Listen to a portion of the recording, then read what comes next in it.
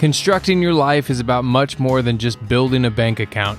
Each week, join real estate entrepreneur and mindset coach Austin Linney as he interviews guests who are constructing their dream lives and impacting the world around them on a daily basis.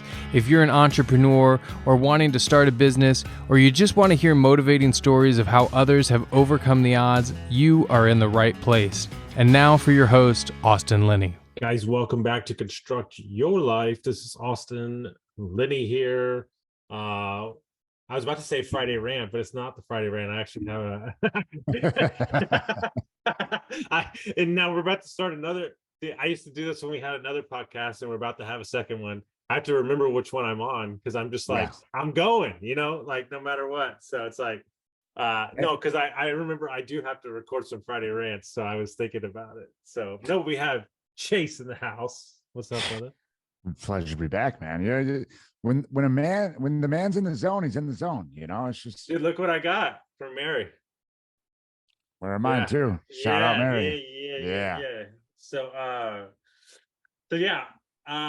wanted to have you back on. We have so many things we could talk about, but mainly, since I think you've been on the podcast, you had a little thing happen, little kid. You had a kid. That's the whole thing. Yeah, little tiny life event, world altering thing happened. It was fun. She's 11 weeks today.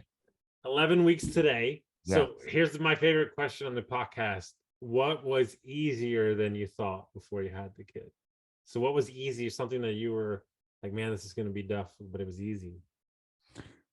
Oh man, that's a tough question to answer because me being me, I went into it already telling myself a lot of it would be easy. And keeping our eating patterns and meal prep the same has been a lot easier. If there's anything, I would have expected the Sunday routine of shopping and getting cooking done to have been upended more, and it's been seamless with still getting everything done. What was harder than you realized? What was harder? Getting workouts done and making sure that Sarah can still get her workout done. And balancing all of that with still having the output that I want during the workday.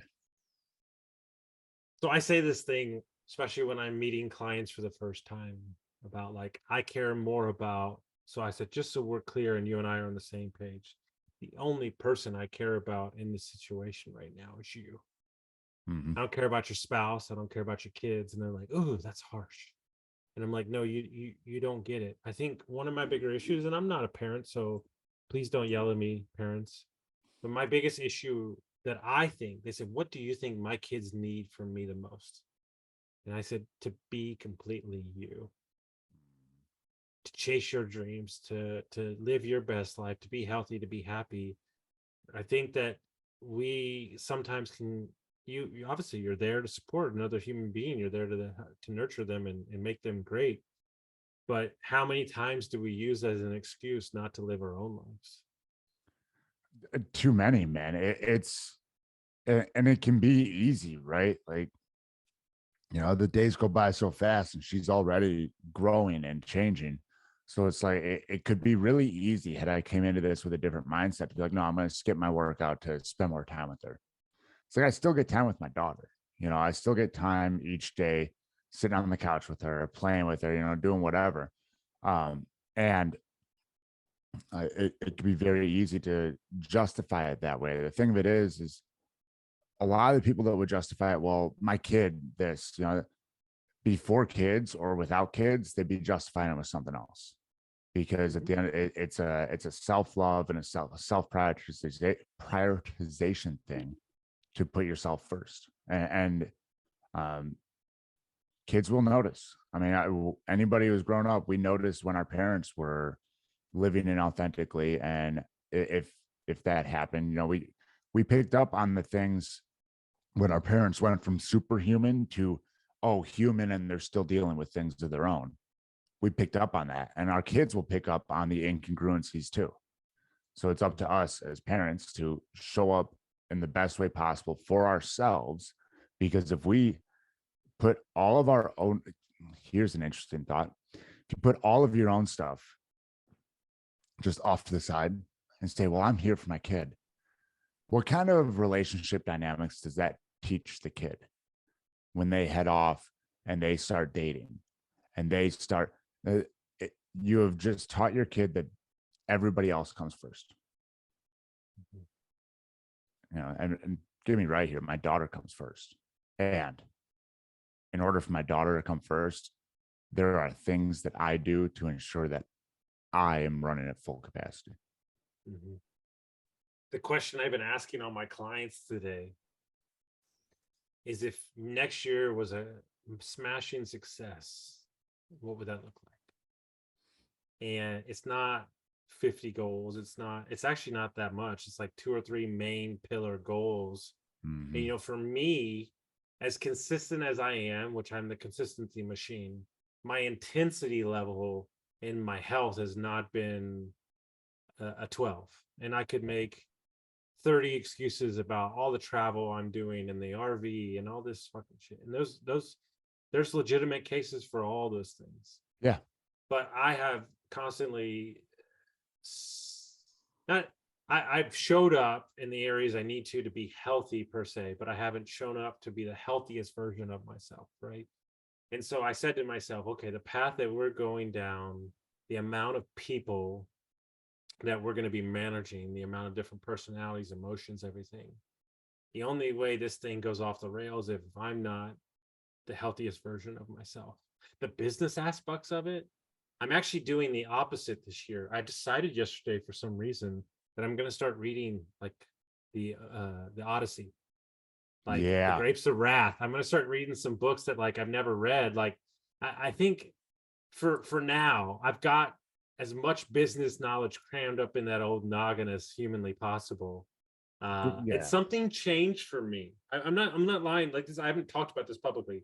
Something changed for me when I got, it's a long story, but got screwed out of the RV, the truck, and then made it happen no matter what. Yeah. And now we're safe. And it's something that we wanted, and it's not falling apart, and it's safe and secure. Like my needs just went to zero. Like I was like, I just literally don't need anything right now.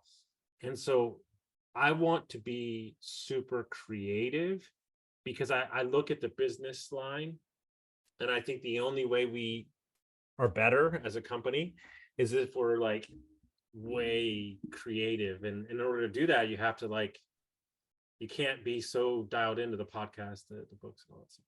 Yeah, I mean, there's a lot of great people writing a lot of great things. At the end of the day, you can see a lot of the same principles in a lot of their books delivered in different ways. And when you can go back to the sages of old, I love it. I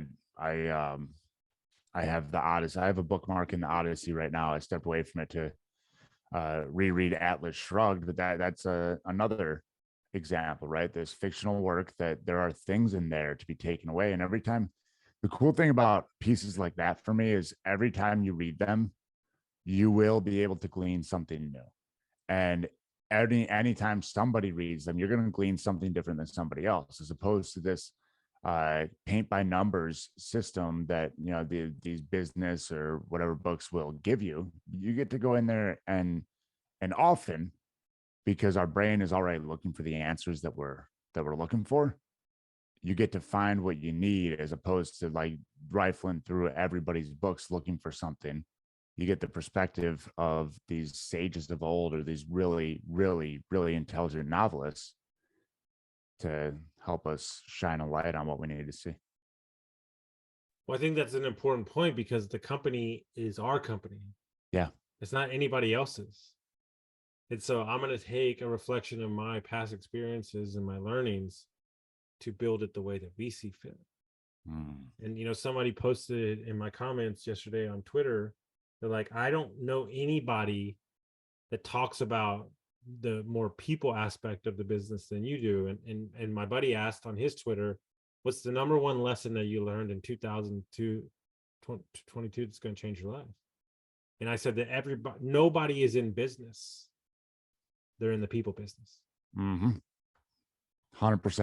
I mean, that was even when I was running a gym. It's like, I'm not in the fitness business. I'm in the people business. And that's a little more, once you understand that idea, that's a little more obvious of a case. But I mean, anywhere you're working, you are serving someone at some point or another, whether you're selling goods or services or whatever. And especially in this day and age, it is getting easier and easier to stand up a business. So if you are not in the people business, there's somebody out there in the people business that will earn your customer base's business better than you are. Now we're going to shift gears. My previous co-host on my podcast made a joke. I almost fell out of my chair. I was laughing so hard because we recorded it like December 15th, but it was to be launched on January 7th. Yeah. And he was like, so it's January 7th and you've probably already given up on your goals for the year. And I was just like, I fucking, like, he said it so matter-of-factly. It was so great. Yep. And so this is going to be released probably in a couple of weeks right after the new year. You coach a lot of men, you coach a lot of people trying to get their fitness and health and mental goals set up. What information would you impart on them to kind of make this year different than last year?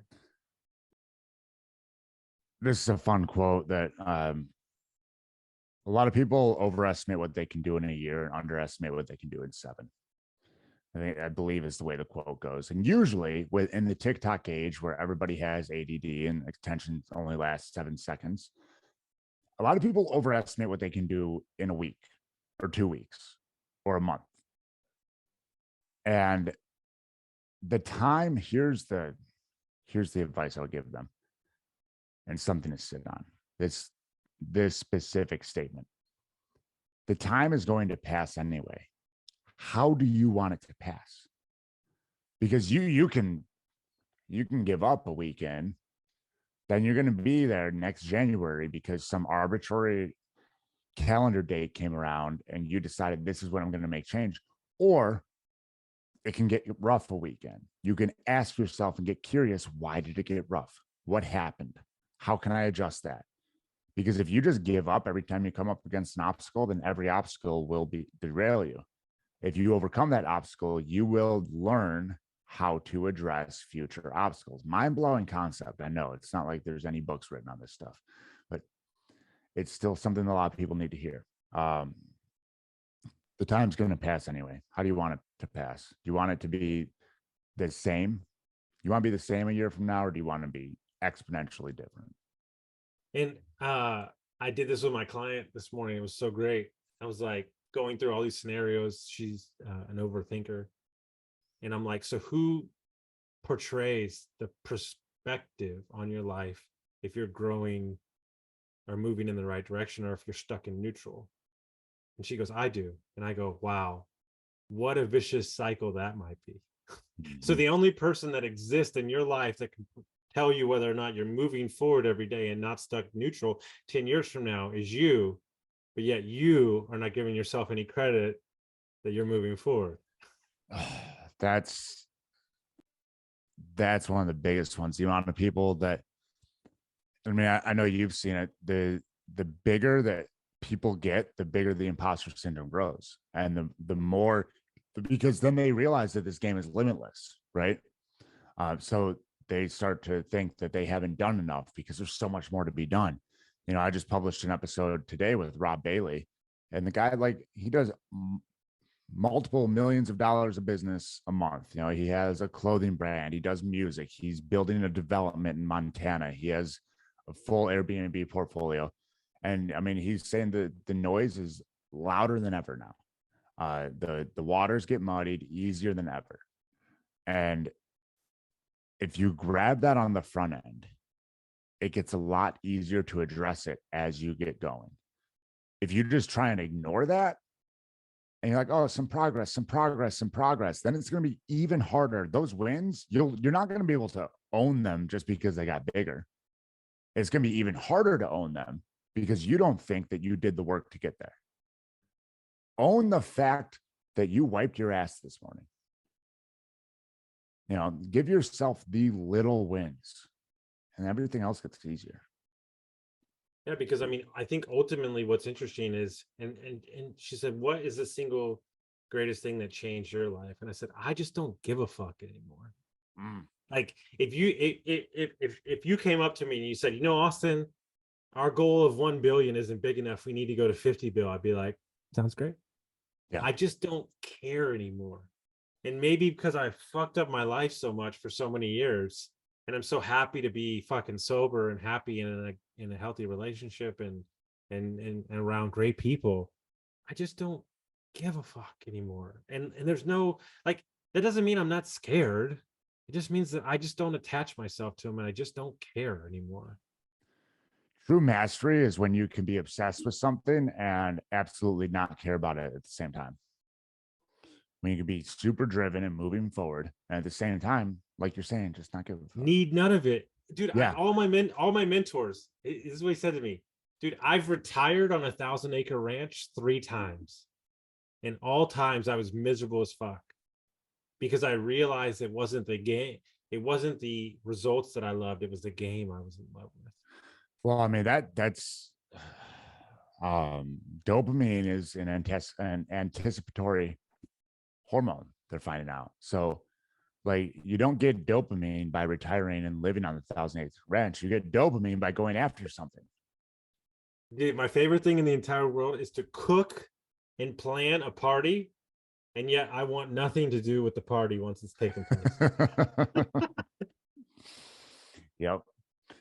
Like, Yeah, how many times in life have you built your entire what you've identity is on building up to the thing, and then you get the thing and you're like, oh, this is it? Dude, it was my gym. I kept this iteration, that iteration. I was like, oh, I don't actually want to run a gym. I enjoyed building it. Like, yeah. 3 weeks ago, I had an epiphany, and my goal was, I'm only gonna run races in my life I can't win. That's my new goal moving forward. I'm only like the reason I love cycling, like, and I haven't done it in a long time. I'm about to get back to it when we get the new RV. Is that you can't win. You could always go faster. You could always go farther. It's perfect for a driven personality. Yeah. And part of what's holding you back in life is meaning that your goals might be too small. Ooh, yeah. Yeah. Goals are too small, or and they're too small, and there's somebody else's goals.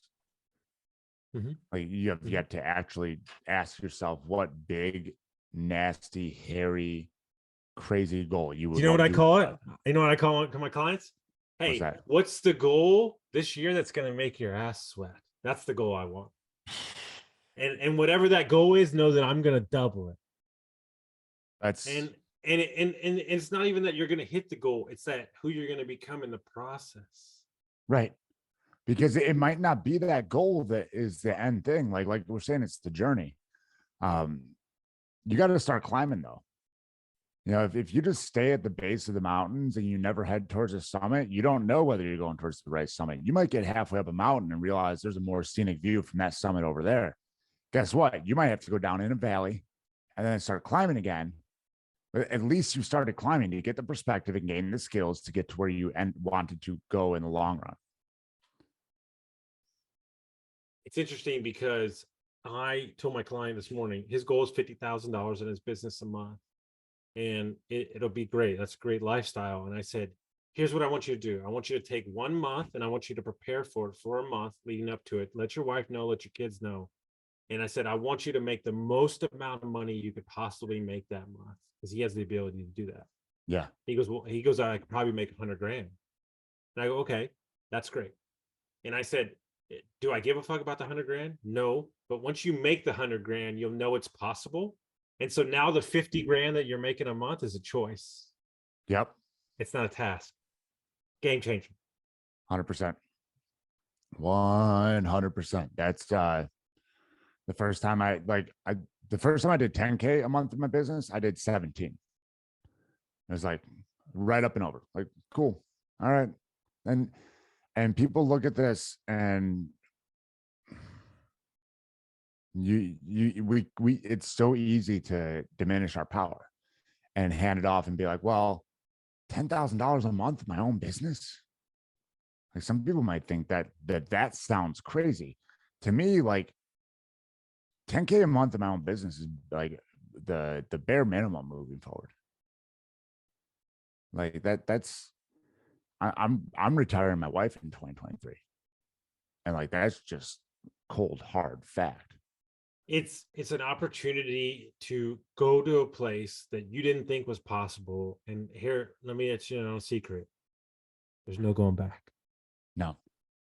One of the greatest things I've ever heard in my entire life. I met a guy who made 450 grand a month on residual in their business. Okay. Man. And for life. Okay. It was between him and his brother. They split it and they were just building it every month, right? What kind He of said, business? it's network marketing. I wouldn't suggest it. I'm not a fan. Yeah. I like the guy, but they built it for 25 years. That's why Yeah. they're number one in the company for fucking 20 years in a row. That's one of the largest companies in the world. Okay. So I digress. But he used to tell me a story. He said, Austin, if you want me to tell you what 8 grand feels like a month, he goes, I can tell you. I lived that for 8 fucking years. I know exactly what it feels like. He's like, but if you want me to know, if you want me to tell you what 50 grand a month feels like, I can't tell you. Because I passed that bitch up doing 150 miles an hour straight to 100 grand a month. Mm-hmm. And I was like, oh, like, yes, there is this slow progression. But once you start, I've changed my way I view content now, right? Like we've had a good year in the podcast. Thank you, everybody. You have no idea. We tripled what we did last year in views. But then I got to a place where like I was caring too much about it. And then I realized like, oh, this is just going to be something I do for the next 40 years. Yeah. It doesn't really matter. So what would it look like if I just did this consistently for 40 years? How big would my brand be? Massive, dude.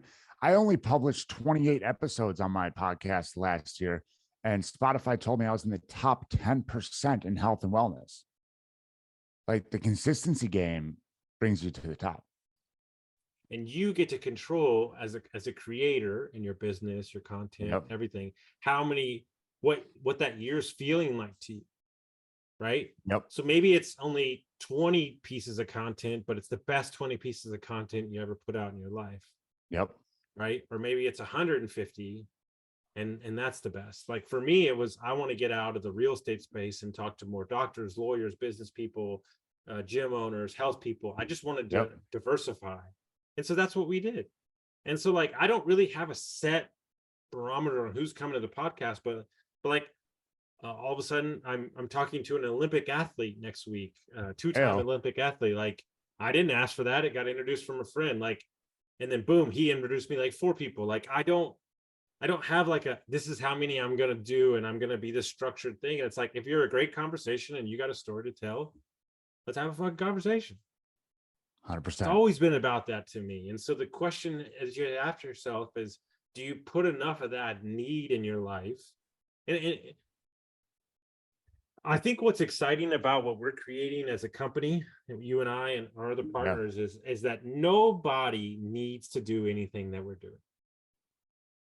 Everybody's there because they want to. No, this is not easy. Okay. I just spent 10 days in Pennsylvania in like 20-degree weather with, it's not easy stuff, like away from my fiance, like in an Airbnb by myself. But then you get the text from the employee. Hey, like, thank you. Like, thank you so much for like what you're bringing to this table and this energy. Like, it's really going to change my life. Like, boom, done. Okay. We're good.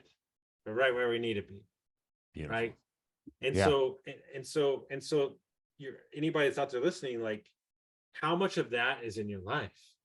Are you living your life based off of like decisions that other people made for you? Or are you actually making choices every day for yourself? That's a golden question right there. And I mean, there's a rabbit hole there as to whether we can answer that, because our subconscious Well, more or less runs the show. Here's the deal. And also, to really throw gasoline on the fire, I really need to introduce you to this guy, is that we had a 2-hour dinner meeting discussion with a group of individuals, and he said free will is not even a choice, that's actually ours. And we went, dude, I don't mean to stoke this. It's a good discussion, because like we might think that we have free will. At the end of the day, our subconscious has been proven to make decisions for us up to 7 seconds prior to us making that decision. So then we can say, well, we have the ability to reprogram our subconscious. Well, where does the want for what we want to reprogram it with come from? Is that just our subconscious telling us what's lacking? So then the free will that we've created is really just our subconscious screaming for something different. And then even once we reprogram it, all we're doing is reprogramming that subconscious. So then we're not really still acting off of free will, because we just reprogrammed ourselves. And the more important thing to add on top of that, to frame it in a place that maybe they could understand that a little bit more. Are you having conversations with people to confirm things that are going on? Or are you actually opening your fucking ears? That's getting stuck in. We've become a society of confirming, not listening. Well, people, echo chambers, right? People build their own personal echo chambers. And I mean, I've had conversations with people where it's you say one thing, and the way they hear it, you're like, oh, okay, that was how you're hearing it. And that's interesting. Because the way they respond, it's like, I'll make it more clear next time. I only control what I say. I don't control what you hear. Exactly. But my favorite thing is you for some reason you made me think of a Sebastian Maniscalco joke about how we don't have company over anymore. Have you seen this bit? No. Oh, dude, you will literally start peeing on yourself laughing so much. And he talks about how it's like a drive-by shooting now when people show up, and he's like, turn off the fucking lights. And he's like, shh, shh, shh. Dude, I gotta send you this after the thing. It's so true, because kids used to just come over to my house and be like, hey man, you're gonna go ride bikes today? Like when the doorbell used to ring, we would like race each other to the front door. Dude, it's the joke. You have the whole joke. Yeah. Now everybody would show up all dressed up nice and open the door as a family. Yep. I mean, even if it was a stranger, like a random doorbell ring in the middle of the day, everybody's running to the door to get to see someone. Now we get to see enough people through our fucking phones. So why would I want to see anybody at my door? Go away. Everybody asked me, why the RV? Why do you like it? Well, besides the fact that we enjoy it. But there is something to be said that I knew that the business deals that we were going to get in were going to be heavier. This is a byproduct of this. I didn't know this leading into it, but it started forming after a couple months in. Being able to be there in person and just show up and shake hands and be in somebody's energy, man, it goes a long way, especially with the type of businesses we're trying to buy in.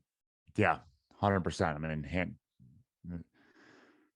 businesses where individuals are literally dealing with people all day long. You try and, show up and run that one remotely. That's going to be good luck. I know we could have done it, but after spending 2 weeks at the HVAC company, like it's the right thing, especially as we establish who we are and what we do, right? And so, what is your take on like people? Somebody said earlier to me today, like it's really just lack of options mentally that I think is holding people back, whether it be financially, mindset, health wise. So I don't think that's the problem when it comes to information, because there's a million YouTube videos, there's 100 health guys. So maybe it's the opposite. Maybe we need to get super simplistic and remove the options and just pick one thing a week, and because that's how you create new brainwaves in your subconscious, is little habits. 100%. One thing a week. I mean, that's the way that I teach, lifestyle, mindset, and fitness is one piece every 2 weeks for each pillar. As far back as the Navy, we had a guy that they put him in leadership position over our engine room. And he was just there temporary. And he taught us a great lesson. It's like, listen, command wants us to do 10 different things today. And if we split up and we start doing those 10 different things, there's a good chance not one of them gets done and we end up here late. We are going to do one of those and get it done and then move on to the rest of the list. So that way, when they check with me at 1500 to say, what have we done today? I can say we got something done. And that works for yourself too. Right? Right. Dude, I want to shake this man's hand. Dude, in a representation of life, those 10 different things in 10 separate ways are 10 different egos. Yeah. 100%. And the only way to build what you and I are building is to remove the ego and create the wealth. Yeah. There's going to be a place 3 years from now where a business gets onboarded and managed separate from us. And that's going to feel super awkward. Super awkward. But it's like I'm going to be like, literally, like my skin's crawling thinking about it right now. Like, yeah. I literally want to take off my shirt. I feel so uncomfortable just saying we're just going to put you on a wakeboard boat for a week. You'll be fine. No, listen, if you put me in a sailboat in the middle of the Mediterranean, I'll forget that I even have a business. See, here's the great thing about me. This is actually, y'all haven't met this guy yet. I can't wait to introduce him to you. I call it Cheese Shop Austin. Okay. And what I mean by that is when I used to go to Napa or France, I love cheese. Yeah. And when I sold wine, and I used to spend an hour in the cheese shop talking to the purveyors, tasting wine and looking. Work, Austin, an hour in a cheese shop, get the fuck out of here. Like, and the thing is, but like I've made peace with myself that this is what, like, I'm either all the way on or all the way off, like you've never even met before. I'm actually like pretty lazy, which is crazy because I have like 50 meetings a week. I think that's what people don't understand. Yeah. Oh, I get that. Like, I wonder how many people are like that don't talk about it. That like, there's really the people that talk about balance. It's like, yeah, it's because I go full fucking steam, and then when I'm off, I'm off. You know, because Cassie and Omar call it straight jacket, Austin. he bitches like a little 12-year-old until he just tires himself out and goes to bed. There you go. That was my daughter last night after a whole long holiday at Grandma and Grandpa's house. She cry, sleep. And the question is that we as humans keep fighting ourselves up against putting labels on how we need to behave, when ultimately you're the one that gets to choose how you behave. And that's it. Nothing more, nothing less, right? And I'll get a lot of pushback on this. And I'm not saying there isn't, so please don't freak out. But I'm saying that a lot of the labels, the ADHD, the depression, all those things, that's a choice. I know there's chemical imbalances. I have ADHD, but you can choose for it to be a benefit and learn how to hack. Look, for me, I have crazy long Mondays, Tuesdays, Wednesdays, and then I'm completely off on Thursdays, Fridays. There's a lot of people that like to do a little bit every day. I'm not that guy. Yeah. And so it took me 2 years to get my schedule this way, but it's been great. Right. And it allows my life to do the thing. And so you can move into this new year and you can make decisions that work for you, and you can stop worrying about if other people are going to be okay with it and just let them figure it out for themselves. Yeah, because if they're not okay with what you're doing, whatever you do isn't going to make them okay. They got other work to do. Cassie just texted me because she's downstairs getting back from Costco. And we have a joke that, have you seen, I'm going to send you this other video about how a husband wakes up in the morning and how a wife wakes up in the morning. Okay. And the husband literally has a trail light on his head. And he's like sifting through the thing and like tiptoeing, and then the woman gets out of the bed and breaks the table and knocks over everything. And she just texted me, the quieter I try to be, somehow I'm louder. It